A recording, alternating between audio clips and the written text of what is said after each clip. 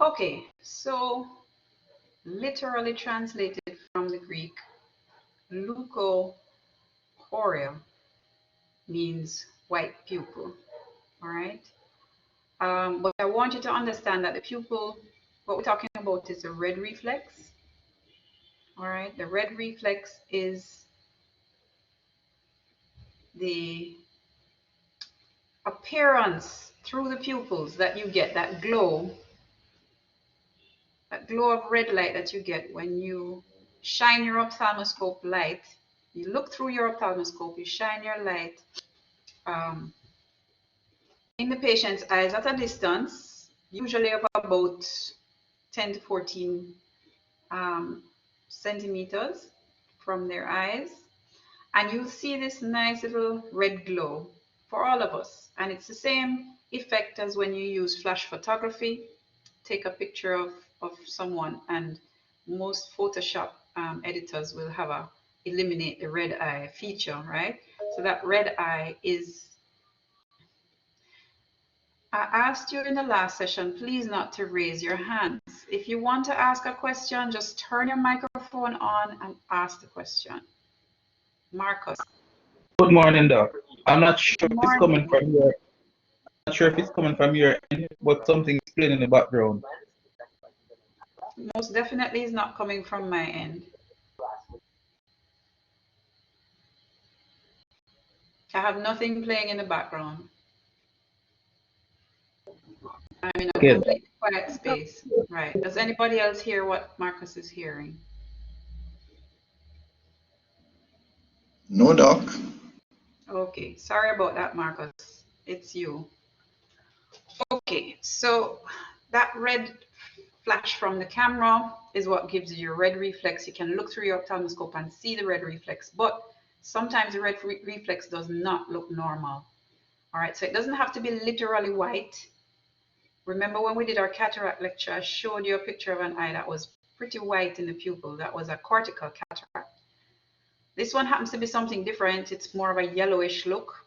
So you don't have to take the white part literally. Just take it as an abnormal red reflex. Okay? So here again, which eye do you think is a normal eye? The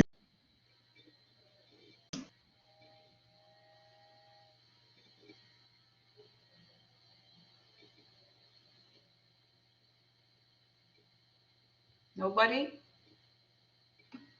The better one, Doc. Which is which one? Doc, I That's said the little. that's the that's the left one, I think. Thank you. Yes, the left eye. And it's The left one. important when you get into your exams and you're showing pictures like this, okay, it's important that you speak about the patient's eyes, either left or right, because remember, we're also facing the patient, and so it could be the eye on the left or the eye on the right, which is opposite. So never describe it in terms of newspaper, gleaner terms. You know, they always talk about the photo on the left or the person on the left of the photo. We want to speak from the patient's perspective. So always say the patient's right or left eye. Okay, so yes, here it's the patient's left eye. That's the normal one. This one has an abnormal red reflex. So it's there kind of a yellowish glow to it. And that is considered a leucocoria. This one is pretty obvious. All right. So here is the normal eye. Nice little red glow through the pupil. But here, yellow to white. Okay. And it comes in many different forms. Here we have baby with a cataract. Again, white reflex in the center of the pupil. All right. And this more than likely is a cataract, but you can't assume, especially for babies, can't assume that it's a cataract. Okay. So we're here today to talk about the differential diagnosis of a white pupil, of a leucocoria, of an abnormal red reflex. So we're going to start out with the most important thing, which is why I've highlighted it in red. And it's the most important thing, not because it causes blindness, because they all cause blindness. It's because it can kill. It's the only fatal one on this list. All right. Only fatal condition on this list for leucocoria is a retinoblastoma. It's a very aggressive, very malignant tumor. and it's found in babies, unfortunately, which makes it doubly, triply, quadruply important that you remember this, because you're going to be someday on the front line. And when you do your pediatric rotation, you're going to have to go to the well baby clinic, and you're going to have to look at the red reflexes of these little babies, because that's the only way to pick this up initially. And you have to send them along to get a full dilated retinal exam to rule out a retinoblastoma. All right. Now the retinoblastoma spreads along the optic nerve. That's the way it metastasizes. So that is how fatal it is. Remember, the eyes are directly connected to your brain. And the minute it gets into the brain, it can go straight to the respiratory centers and other important functional areas of the brain that can cause death. So please don't forget this. If you're ever shown a picture of leukocoria, even if it's another adult or an older child, you want to say, in a case of leukocoria, I would first want to rule out a retinoblastoma. There are a handful of adults who have retinoblastoma, surprisingly. So in studies all over the world, I think they've come up with about 20 cases of patients who have grown into adulthood in their early 20s and have been found to have retinoblastoma. So it's very, very unusual, very rare, very uncommon, but it's happened. So whether child or adult, please rule out retinoblastoma first, because it is lethal. All right, and all the other things are really just MCQ type exam questions potentially. It usually affects children between 3 months and 3 years old. There's no gender predilection. All right. Um, I should update this to say it's about 2/3, right? So it's about 2/3 spontaneous, 1/3 inherited. When it's inherited, please look for it in both eyes, because it tends to be bilateral more often in heritable cases. And then there are cases where there's something called a trilateral retinoblastoma. What could the word trilateral refer to? Can anybody guess?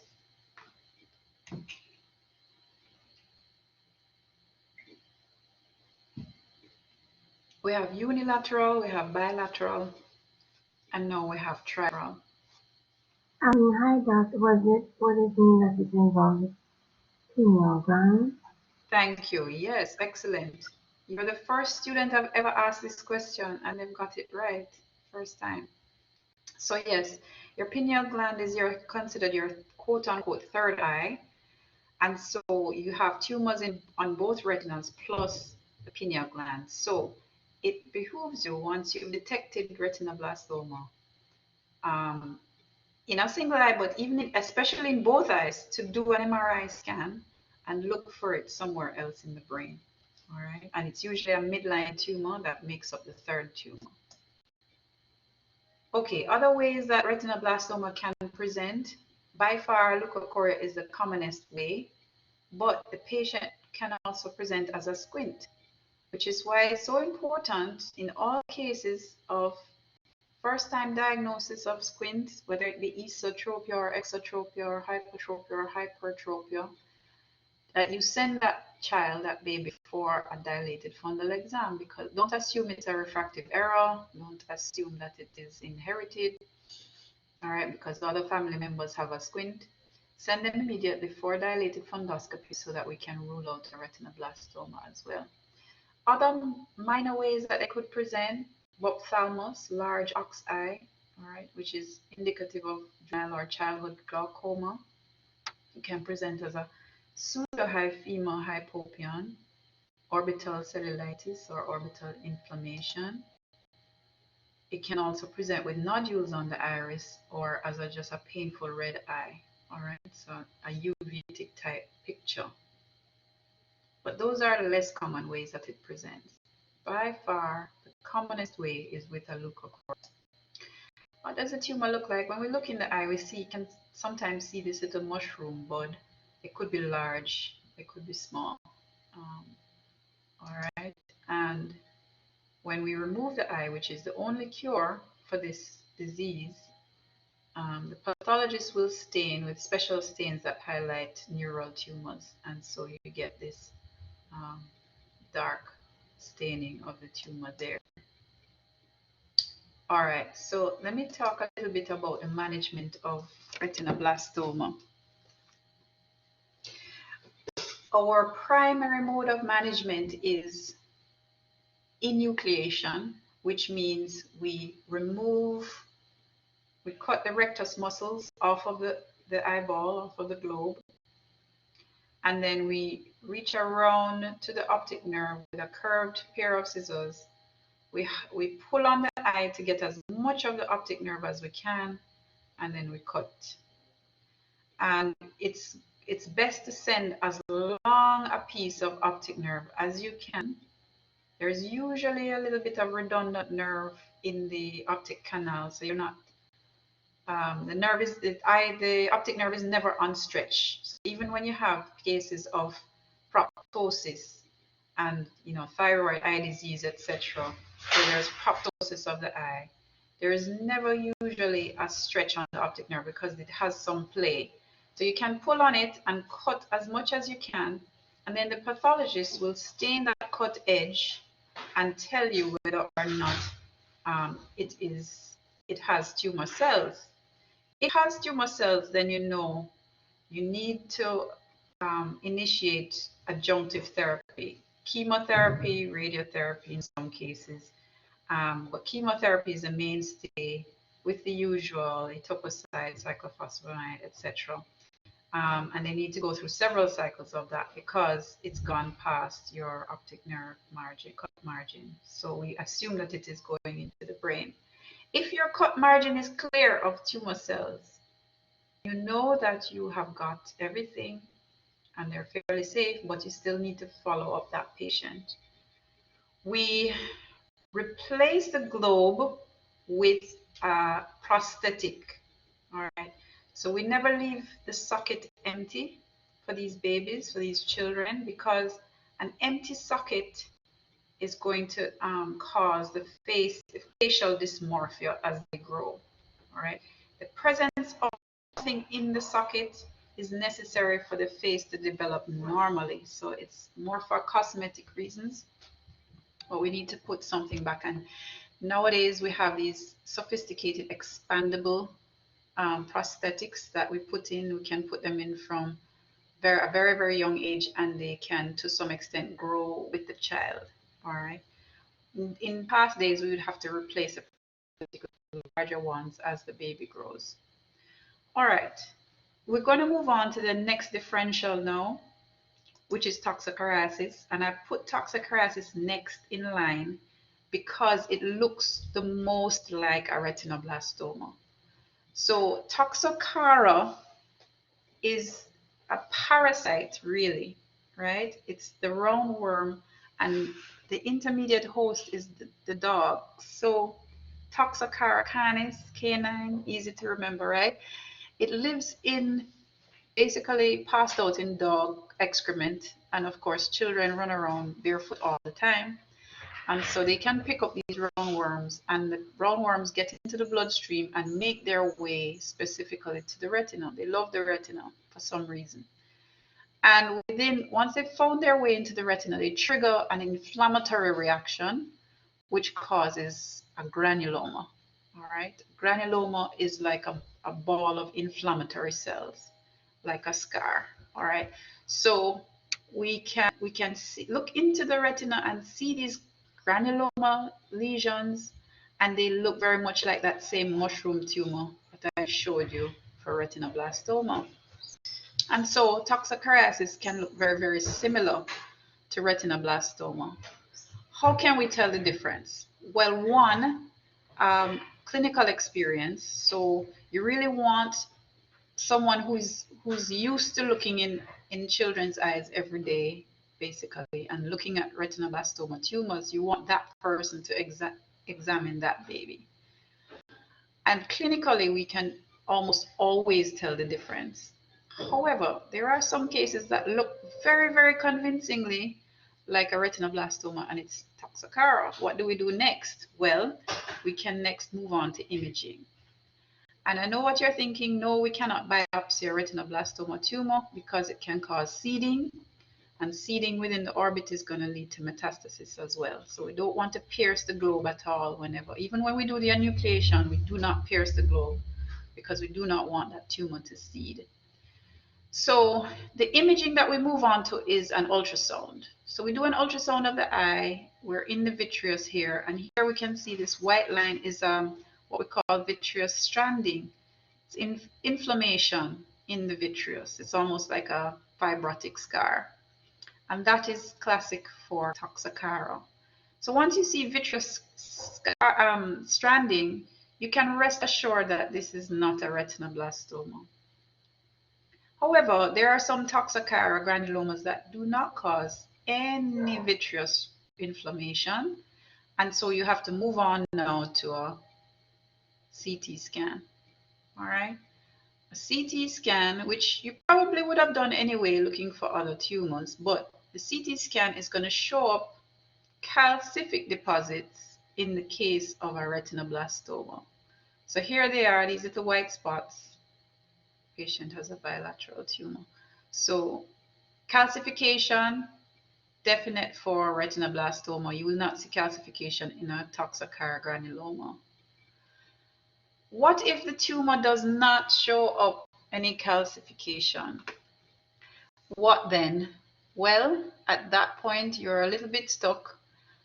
I must say this almost never happens, but if it does happen, you have to counsel the parents, talk to them, give them all the information that you've gathered and say, well, you know, we're still not sure what this is, but we know that if it is retinoblastoma, it can kill the baby. What do you want us to do? And let them make the decision as to whether to take the eye out or not. All right. A few eyes have been removed and have been found by the pathologist to have Toxocara and not retinoblastoma. Thankfully, that's a very rare occurrence, and it's never happened here in Jamaica, knock wood. All right, but in centers across the world, it has happened where they just can't tell the difference whether through clinical observation or imaging. And you really don't have that much time to play with, because remember, these tumors move rapidly. If you diagnose a baby at age 3 months with retinoblastoma, by a year or a year and a half, that child could be dead. So you kind of have to make the decision fairly quickly. So you remove the eye to save the life. But I just say all of this to highlight Toxocara can be one of those things that gives you, it's a very closely resembling differential. So here's a Toxocara with the vitreous stranding that we mentioned, those are scar lines. All right, it's a granuloma, it's a ball of scar which looks very much like that mushroom tumor. Okay, what's next on the list for Leucocoria? Well, retinopathy of prematurity, ROP for short. Retinopathy of prematurity is, and it's not just any old ROP that causes leukocoria, it is late stage ROP, all right? It's a disease that we screen all premature babies for, any baby born before 34 weeks gestation, or any low birth weight baby. So it doesn't have to be a premature baby, but if it's low birth weight below 1.5 kilograms, then we also screen those babies for ROP. Patients who have been admitted to the neonatal intensive care unit also get screened. So again, maybe not premature, but very sick. All right, sepsis at birth is an indication. Any baby who has had to spend time in the intensive care unit will have to be screened for ROP. And what it is really is your retina is supposed to vascularize starting from the optic disc. The blood vessels grow out to the periphery during gestation, so that by the time you're born, your retina should be fully vascularized all the way out to the ora serrata, the edge of the retina. However, if a baby is born before full gestation, then the vascularization of the retina can stop at some point, okay? And when it stops, you will then have a line of demarcation between vascularized or perfused retina and avascular or ischemic retina. All right, and that's very important because the ischemic retina is now going to produce vascular endothelial growth factor, VEGF, all right, which is not a good thing in an eye. So in stage 1, there is the line of demarcation, which you can clearly see. In stage 2 ROP, we get a ridge. That line becomes a ridge. And along that ridge now acts as a trellis. So along that ridge, you start to get the VEGF acting to produce these tufts of new vessels. So you get angiogenesis going on here. And then those new blood vessels, of course, they're not healthy vessels. They're very friable. They can leak, they can bleed, and they can wreak havoc in the eye. And then they fibrose. And once they fibrose, they contract and they pull on the retina, leading to a retinal detachment. So here we have detached retina. So two things that late stage ROP can produce from this angiogenesis and neovascularization. One is vitreous hemorrhage, which leads to leucocoria. And two is retinal detachment, which also leads to leucocoria. All right. So the leucocoria seen in ROP babies can be due to either vitreous hemorrhage or retinal detachment. Both are possible, are likely with late stage ROP. Here is an actual eye with retinopathy of prematurity. Here is your ridge, right? So this is stage 2, and these tufts of new vessels are starting to grow in that area. All right.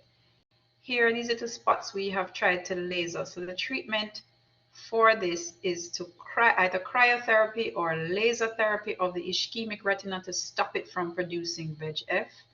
And nowadays we have new drugs on the market, so we can inject anti-VEGF drugs into the vitreous of these babies to prevent all of those new vessel formation and subsequent bleeding and retinal detachment. All right, so that's the treatment now: cryotherapy, laser therapy, and or anti-VEGF injections. Next on the list is something called Coats disease.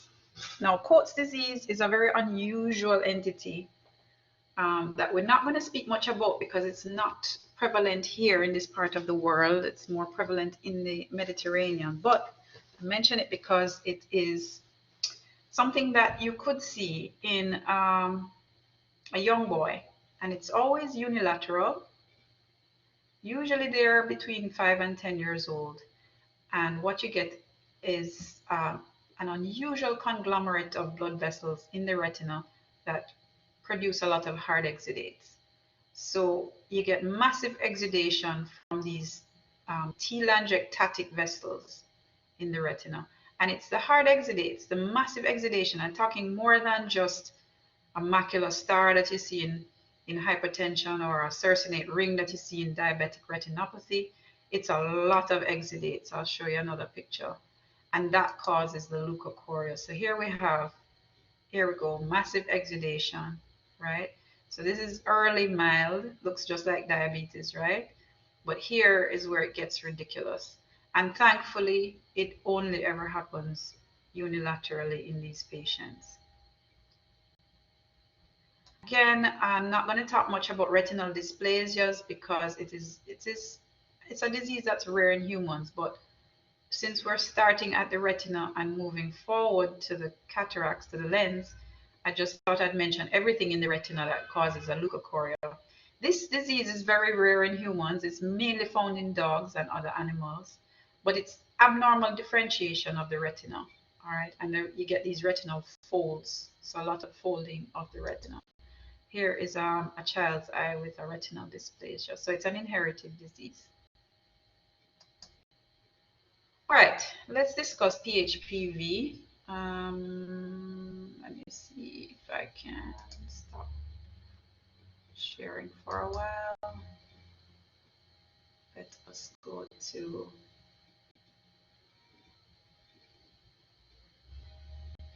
I'm gonna go to the blackboard. All right, so I'm gonna attempt to draw with my cursor here. Forgive me for the quality.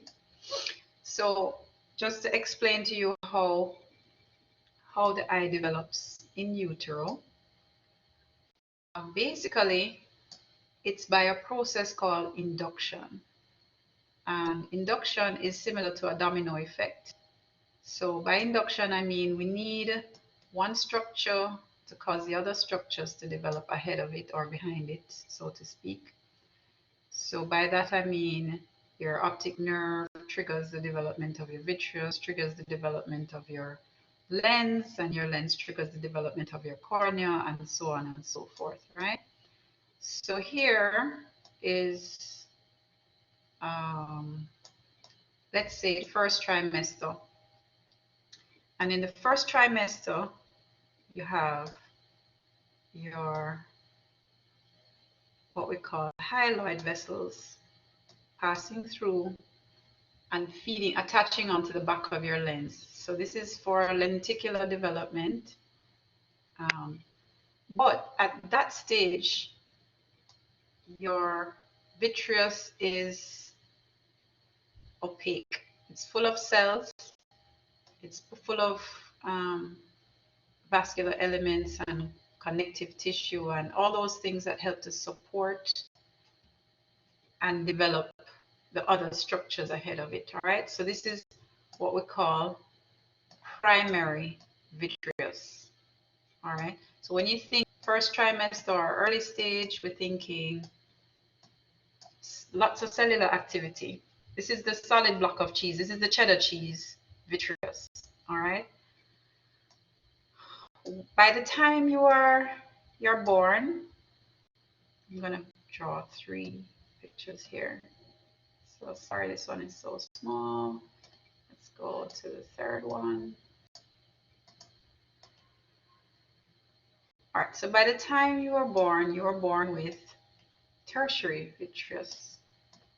The tertiary vitreous is a nice, clear, transparent block of jello that you actually have in your eye when you're born.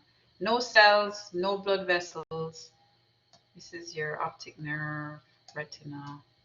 Everything is nice and clear, okay?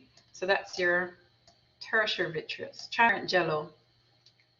But in between your cheddar cheese and your transparent jello, you are going to have something going on called apoptosis. Apoptosis is programmed cell death. And once your solid block of cheese is no longer necessary, it starts to break down into cheddar cheese. So you get these large vacuolar spaces. So the cheddar cheese vitreous, all right, you're tempted to call it secondary vitreous, right? It's not actually secondary vitreous. You can think of it like that, but the secondary vitreous is actually the suspensory ligaments. The zonules actually develop into secondary vitreous. But this is just an intermediate stage of primary. So it's still primary, it just hasn't completely broken down yet. So between here and here, you know, something can go wrong. Whether it be mom was exposed to some toxins that got into baby's circulation or whatever it is. And so your baby's eye, once born, can be born with primary vitreous. We call that persistent. Persistent. What else? Persistent. And it's full of cells, so we call it hyperplastic. All right. That's where the H comes in. Hyperplastic. So persistent hyperplastic primary vitreous is what is known as PHPV.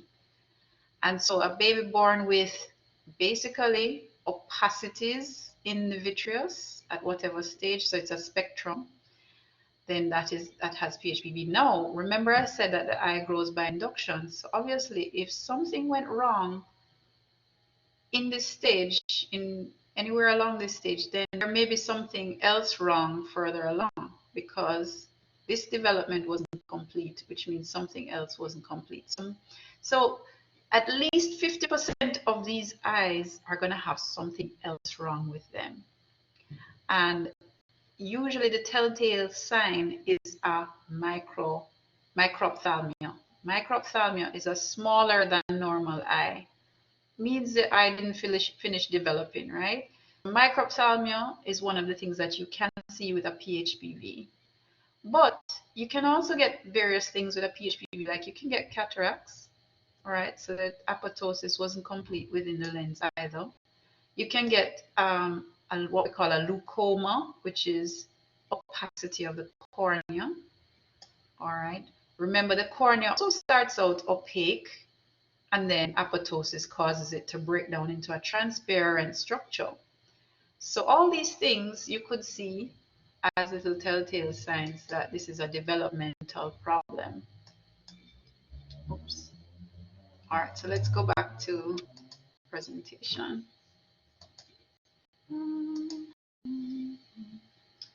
All right, let's try to find that slide again if I can. So we're at PHPV.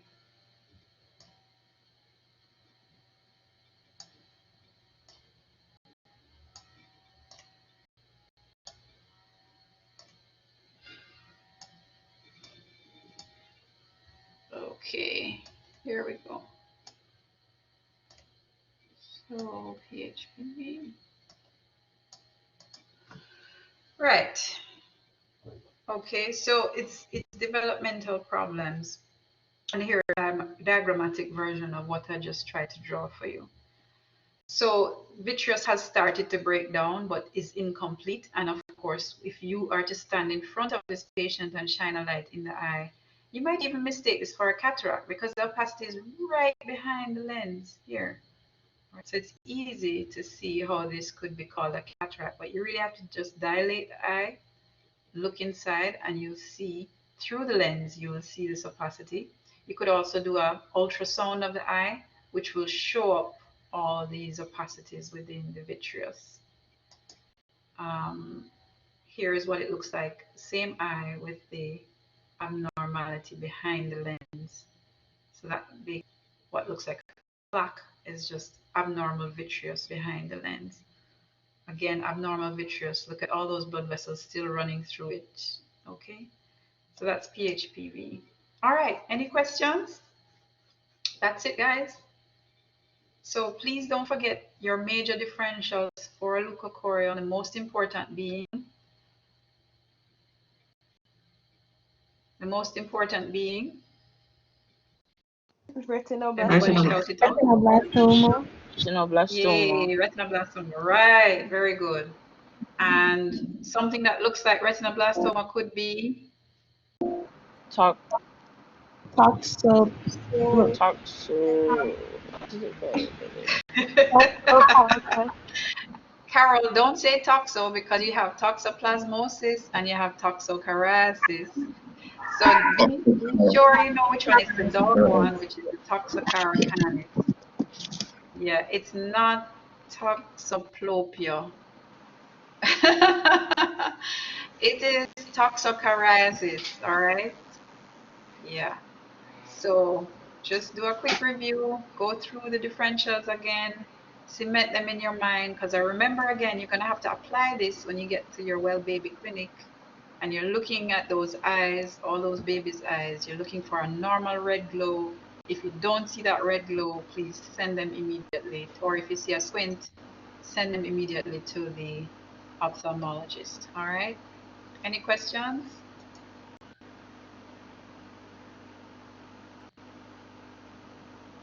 No, no questions. Great. All right. Have a great weekend, guys.